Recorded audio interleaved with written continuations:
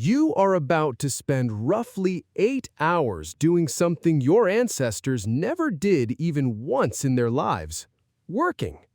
Not hunting, not gathering, not making tools. I mean punching a time card for someone else, trading your hours for money, inside a building, doing a job someone invented and that will probably be replaced.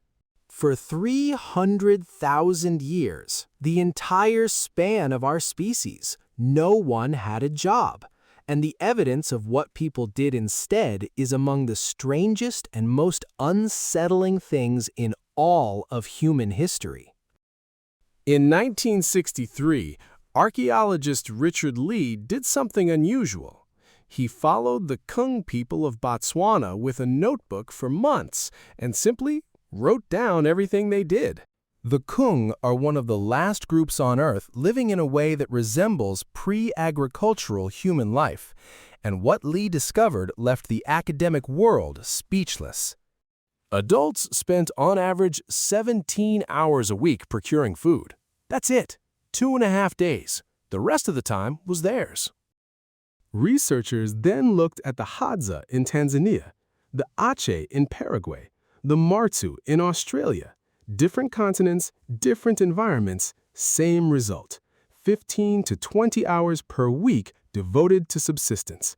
The pattern is universal.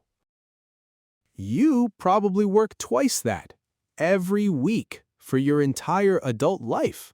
The obvious objection: those are modern humans. How do we know ancient people lived the same way? The answer is written in their bones. When archaeologists compare the skeletons of ancient hunter-gatherers with early farming populations, the difference is stark. Farmers were shorter. Their teeth had cavities from grain-rich diets. Their spines showed arthritis from repetitive labor. They died younger. The ancient hunter-gatherers who came before had taller skeletons, more robust bones, and healthier joints. They did less repetitive physical labor, not more. So, if survival required only 17 hours a week, what did people actually do with the rest? In 1994, explorers discovered Chauvet Cave in southern France. Inside were paintings created about 32,000 years ago. Horses, lions, rhinoceroses, depicted with perspective, light and dark, and motion. It wasn't crude art on rock. It was sophisticated illustration, planned, technically skilled. Someone crawled deep into a cave by firelight and spent hours, maybe days, painting animals on a wall. Not to get food, not to keep warm, for beauty, for the pure act of creating something. At Blombos Cave in South Africa, archaeologists found shell beads dating to 100,000 years ago, tiny holes drilled in seashells. The nearest coast was 20 kilometers away. Someone walked 40 kilometers just to collect shells, then spent additional hours drilling each bead with stone tools to make jewelry, to look good. In 2008, researchers found in Germany a 40,000-year-old flute carved from a vulture bone. 5 finger holes, perfectly spaced. Whoever built it understood pitch. They understood music. And they spent significant time building an instrument, not to hunt, not to survive, but to play. These are not isolated finds. Across Europe, Africa, and Asia, sites dating back 100,000 years are full of decorated objects, tools made with care far beyond what was needed to survive, and items that required hours of focused work with no immediate practical benefit. These people were not at the edge of survival. They had enough time and energy to make art, music, and jewelry regularly. Let's reconstruct a day. You wake at dawn. The fire from the night before still smokes. Someone adds wood. You eat leftover meat or fish, maybe nuts, maybe berries gathered the day before. Breakfast is social. People talk, Plans form freely, not because they must, but because that's what humans do. Mid-morning, a small group might go out to hunt or gather. But here's the key. You don't go every day.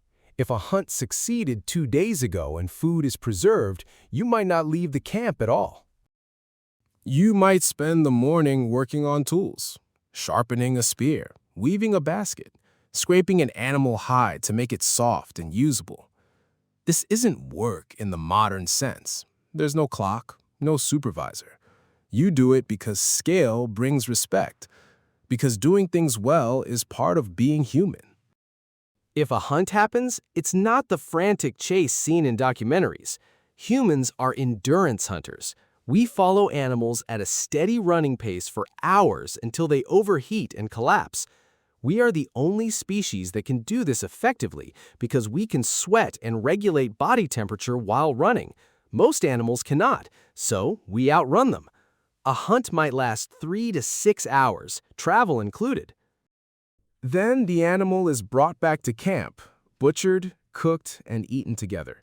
By early afternoon, the productive part of the day is essentially over. What comes next is the part modern humans struggle most to understand. People rest. They sit in the shade and talk.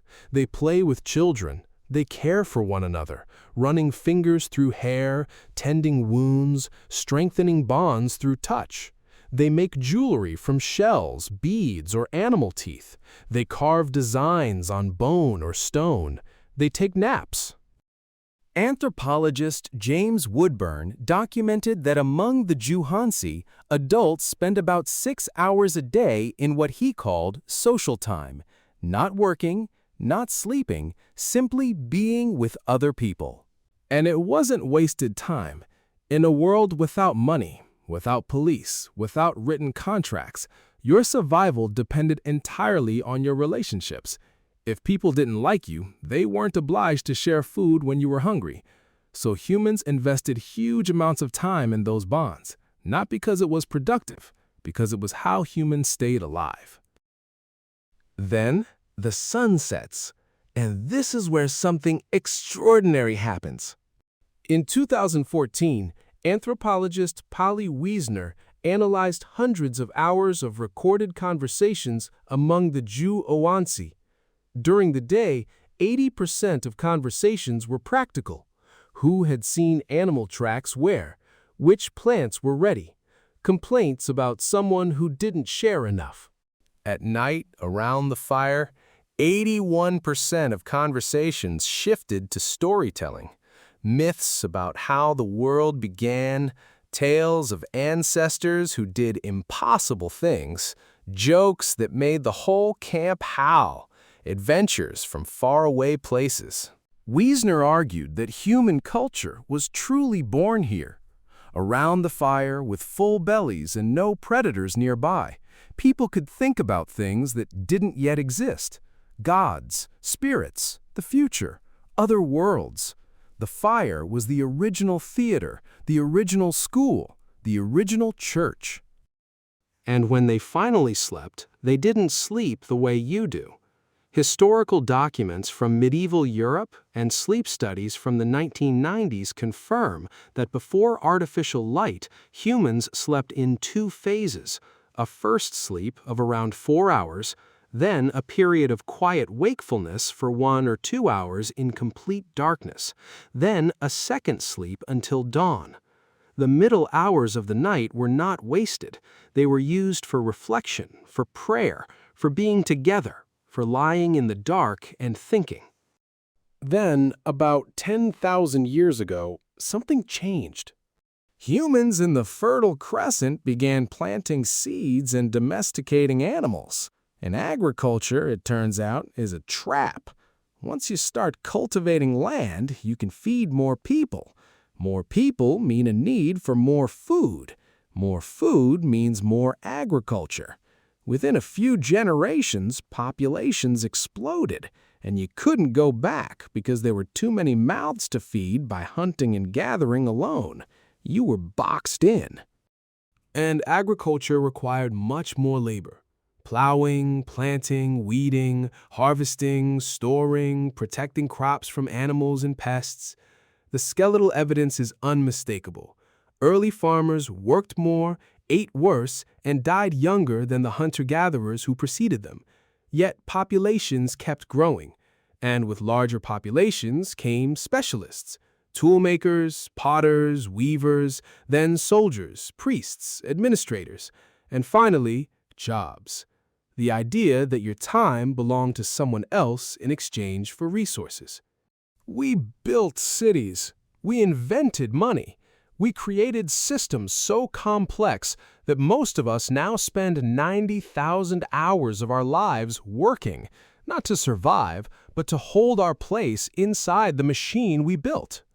You wake at 2 a.m. and lie there, unable to fall back asleep, and call it insomnia. Your ancestors woke at 2 a.m. and used that silent window to reflect.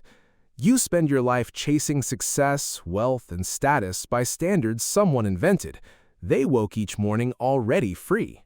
Make art if you can find the time after work. They made art because they had time. You socialize efficiently, between obligations.